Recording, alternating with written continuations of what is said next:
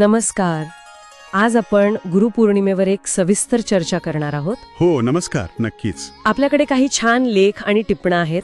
त्यात या दिवसाचं तात्विक महत्त्व आणि आजच्या काळातली त्याची प्रासंगिकता यावर खूप भर दिलाय. त्या आधारे आपण जरा यामागची संकल्पना आणि महत्त्व समजून घेऊ. हो, नक्कीच. तर तुम्ही जे साहित्य म्हणालात त्यात एक महत्त्वाचा मुद्दा आहे की गुरुपौर्णिमा हा केवळ सण नाहीये, तर ती गुरु शिष्य परंपरेचा एक प्रकारे गाभा आहे. हो. आणि गुरु शब्दाची फोड पण खूप अर्थपूर्ण आहे. काय आहे ती? ग म्हणजे अंधार किंवा अज्ञान म्हटलं तरी चालेल, आणि रु म्हणजे त्याचा नाश करणारा. अच्छा, म्हणजे जो अज्ञानाचा अंधार दूर करून ज्ञानाचा प्रकाश देतो तो गुरु. अगदी.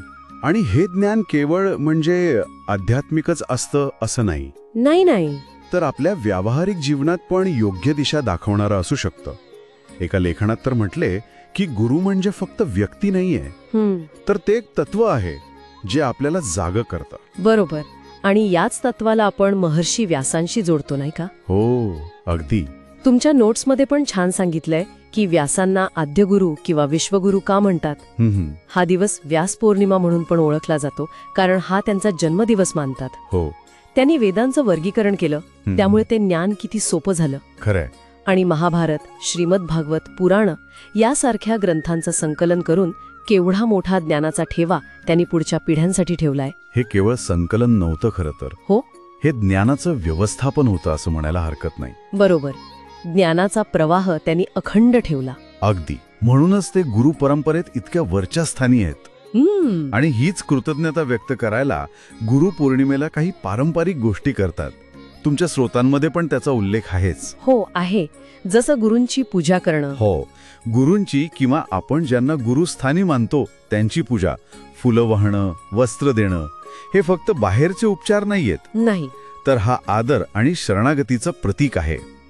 त्यांचे आशीर्वाद घेणं म्हणजे त्यांनी दिलेल्या ज्ञानाबद्दल कृतज्ञता व्यक्त करणं. आणि यात पठणाचं पण महत्व आहे. विशेषतः श्री गुरु चरित्र किंवा गुरुगीता. हो, बरोबर. हे ग्रंथ काय आहेत नक्की आणि त्यांचं पठण का करतात? श्री गुरु चरित्र हा दत्तात्रय संप्रदायातला खूप महत्वाचा ग्रंथ आहे. त्यात गुरूंच्या लीला, त्यांचे उपदेश यांचं वर्णन आहे. अच्छा. आणि गुरुगीता ही महाभारताचा भाग मानली जाते. त्यात भगवान शंकर पार्वतीला गुरुतत्वाचं महत्व सांगतात. अरे वा. यांचं पठण म्हणजे फक्त वाचन नाहीये. नाही.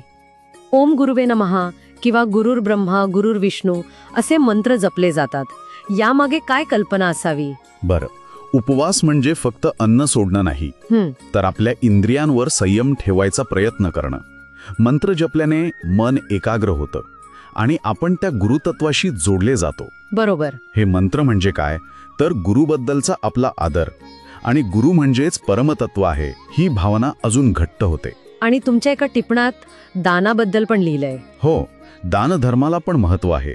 ग्रंथदान म्हणजे ज्ञानाचा प्रसार करणं. अन्नदान, वस्त्रदान हे फक्त पुण्यकर्म नाहीये. नाही. तर आपल्याकडे जे आहे ते इतरांना वाटून घेण्याची वृत्ती जी गुरु आपल्याला शिकवतात ती यातून दिसते. यात श्रद्धा आणि निर्मळ मन खूप महत्वाचं आहे.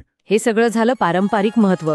पण तुमच्या स्रोतांमध्ये आजच्या काळात गुरुपौर्णिमेची प्रासंगिकता कशी टिकून आहे यावरही भर दिलाय. म्हणजे आज गुरुची व्याख्या थोडी व्यापक झाली आहे, नाही का? निश्चितच.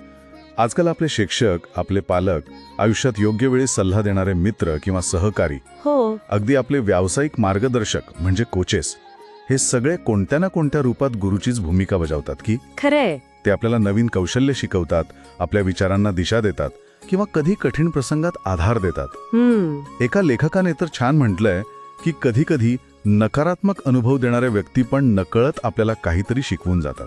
त्या पण एका अर्थाने गुरुच ठरतात. म्हणजे ही संकल्पना फक्त एका व्यक्तीपुरती मर्यादित नाहीये. अजिबात नाही. आणि आजकाल लोक सोशल मीडियावर पण आपले विचार, अनुभव शेअर करतात. सत्संग होतात, कीर्तन आयोजित केली जातात. हे सगळं गुरुपौर्णिमेच्या आधुनिक स्वरूपाचा भाग म्हणता येईल का? हो, का नाही म्हणता येणार. तंत्रज्ञानामुळे ज्ञानाची देवाणघेवाण किती सोपी झालीय. बरोबर. सोशल मीडिया हे विचार मांडण्याचं आणि इतरांच्या अनुभवातून शिकण्याचे एक माध्यम बनले. सत्संग किंवा सामूहिक प्रार्थनेतून एक सकारात्मक ऊर्जा तयार होते. एकत्र येऊन शिकायला मिळतं. पण महत्वाचं काय आहे? काय? की हे सगळं करताना गुरुपौर्णिमेचा जो मूळ उद्देश आहे म्हणजे आत्मपरीक्षण आणि कृतज्ञता, तो विसरला नाही पाहिजे. अगदी. तुमच्याच एका टिपणात म्हटल्याप्रमाणे हा दिवस स्वतःच्या प्रगतीचा आढावा घ्यायचा पण दिवस आहे.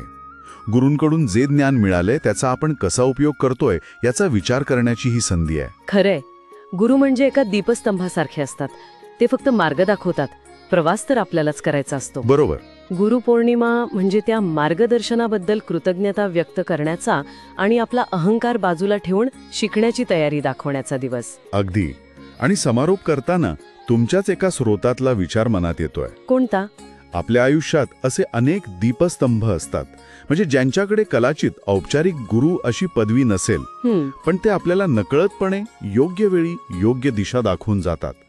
तर या गुरुपौर्णिमेच्या निमित्ताने आपल्या आयुष्यातल्या अशा सगळ्या ज्ञात अज्ञात मार्गदर्शकांचा विचार करायला काय हरकत आहे?